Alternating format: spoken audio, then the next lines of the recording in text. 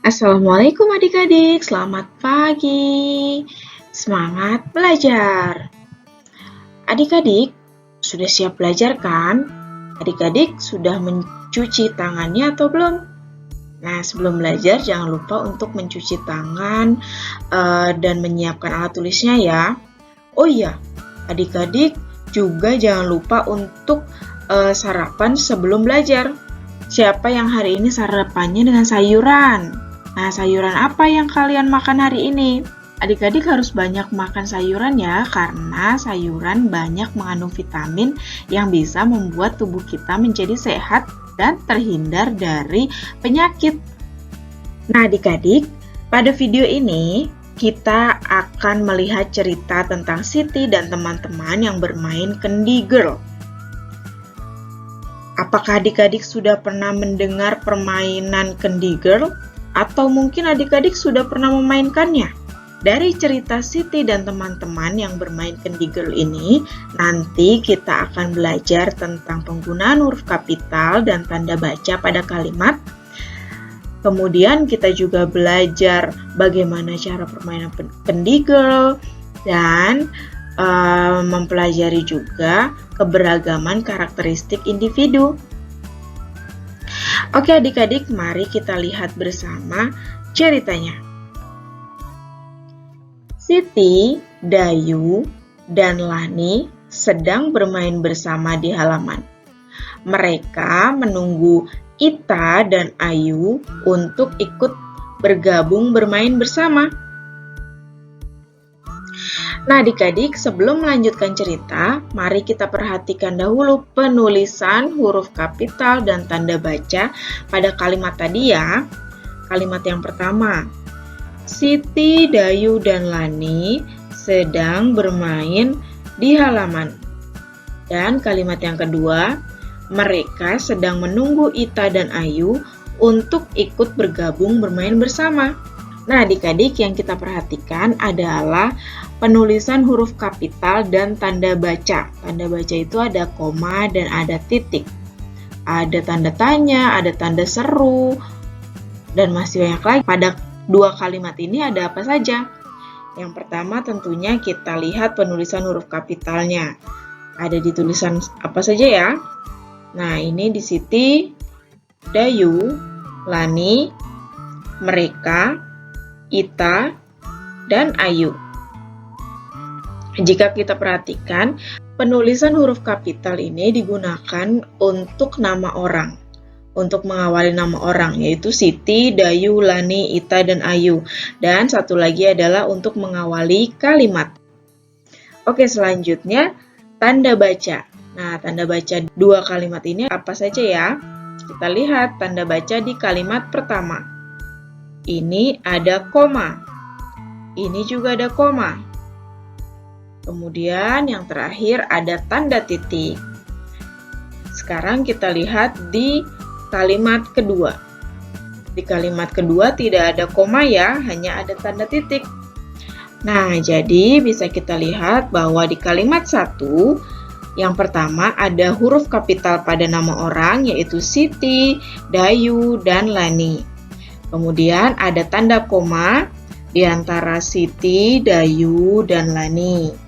Kemudian ada tanda titik di akhir kalimat. Sedangkan di kalimat yang kedua, yaitu yang mereka sedang menunggu Ita dan Ayu untuk ikut bergabung bermain bersama, ada huruf kapital pada awal kalimat dan nama orang. Pada awal kalimat ada kata mereka. M-nya besar ya adik-adik, atau M-nya menggunakan huruf kapital. Kemudian ada nama orang adalah Ita dan Ayu. Kemudian ada tanda titik di akhir kalimat. Nah, itu di kalimat 2 hanya ada huruf kapital dan tanda titik, tidak ada tanda komanya. Sekarang kita lihat ya perbedaannya. Tadi di kalimat 1 ada tanda koma, di kalimat 2 tidak ada tanda koma. Nah, sebetulnya fungsi tanda koma itu untuk apa ya? Tanda koma atau yang tandanya seperti ini adik-adik, pasti adik-adik sudah sering melihatnya. Tanda koma digunakan untuk merinci orang atau benda yang berjumlah lebih dari 2. Ingat ya adik-adik, lebih dari 2. Contohnya seperti kalimat tadi. Siti, Dayu, dan Lani sedang bermain bersama di halaman. Nah, berarti di sini ada 3 orang. Yang pertama Siti, yang kedua Dayu, dan yang ketiga adalah Lani. Perhatikan penggunaan tanda baca koma terletak di setiap perincian nama orang, seperti setelah kata Siti, setelah kata Dayu, dan terletak di depan kata dan. Ini kata dan ini ada komanya.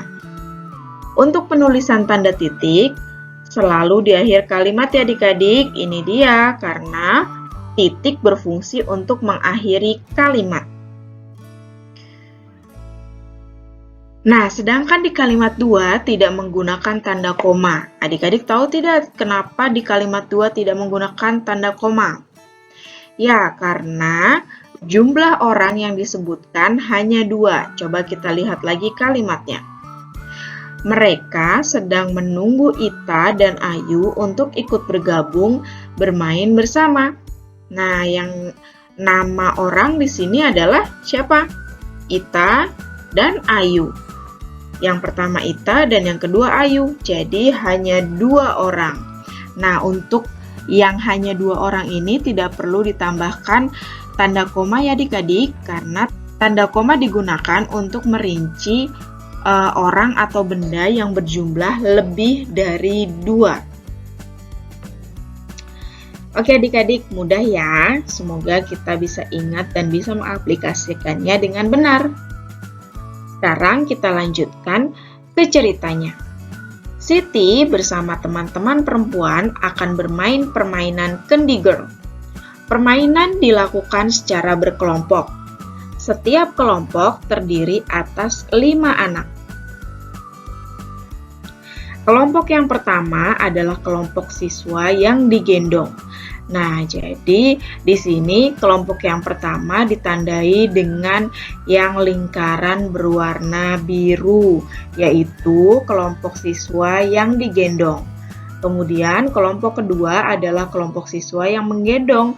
Dalam gambar ini, kelompok 2 digambarkan dengan lingkaran yang berwarna putih ini ya adik-adik, yaitu kelompok siswa yang menggendong.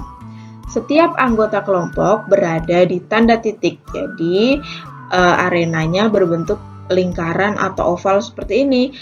Dan terdapat titik-titik pada garisnya, yaitu ada 5 titik. Kelompok pertama adalah melempar bola dari titik 1 ke titik berikutnya. Jadi tadi ada 5 titik.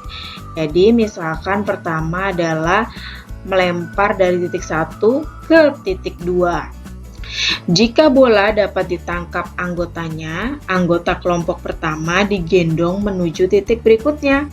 Apabila bola gagal ditangkap, kelompok pertama harus ganti posisi menjadi kelompok kedua, yaitu kelompok yang menggendong. Kelompok yang dapat melewati 1 putaran akan mendapatkan poin. Nah, adik-adik, setiap kelompok bekerja sama dengan anggota kelompoknya. Tidak boleh menjadi anak yang ingin menang sendiri. Setiap kelompok harus bertindak sportif. Jadi dalam bermain kita harus jujur ya adik-adik dan harus bisa menerima kekalahan jika memang kelompok kita kalah. Nah, adik-adik sekarang perhatikan anak-anak yang melakukan permainan Candy Girl.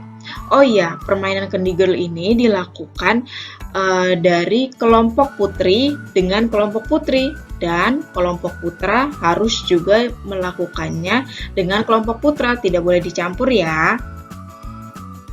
Sekarang dari 10 orang siswa di sini kita kelompokkan ke dalam kelompok putra dan kelompok putri ya. Kelompok putra berarti adalah kelompok dengan anak-anak dengan jenis kelamin laki-laki. Sedangkan kelompok putri berarti untuk kelompok anak-anak berjenis kelamin perempuan. Kita mulai dari Siti ya. Siti jenis kelaminnya apa ya? Perempuan atau laki-laki? Tentu saja Siti adalah perempuan, jadi Siti masuk ke kelompok putri. Selanjutnya adalah Edo. Edo masuk ke kelompok putra. Selanjutnya Dayu. Dayu masuk ke kelompok putri. Lani masuk ke kelompok putra atau putri adik-adik? Tentu saja jawabannya adalah kelompok putri. Sekarang Budi. Budi masuk ke kelompok putra. Aldo masuk ke kelompok putra juga. Reno masuk ke kelompok putra juga. Nah, selanjutnya Ayu. Ayu masuk ke kelompok putri. Beni masuk ke kelompok putra. Dan yang terakhir Ita masuk ke kelompok putri. Nah, sekarang sudah dikelompokkan. Di sini sudah ada di kelompok putra sudah ada 5 orang siswa, yaitu Edo, Budi, Aldo, Reno, dan Beni yang semuanya berjenis kelamin laki-laki. Makanya mereka masuk ke dalam kelompok putra. Sedangkan di kelompok putri ada Siti, Dayu, Lani, Ayu, dan Ita yang semuanya adalah berjenis kelamin perempuan. Nah, adik-adik mudah sekali kan mengelompokkan siswa dan siswi menjadi kelompok putra dan putri. Nah, ada banyak sekali keberagaman karakteristik individu yang ada di sekitar kita. Nanti kita belajar lagi ya. Oke adik-adik, cukup sekian materi pada video kali ini. Sampai jumpa di video selanjutnya. Terima kasih. Assalamualaikum.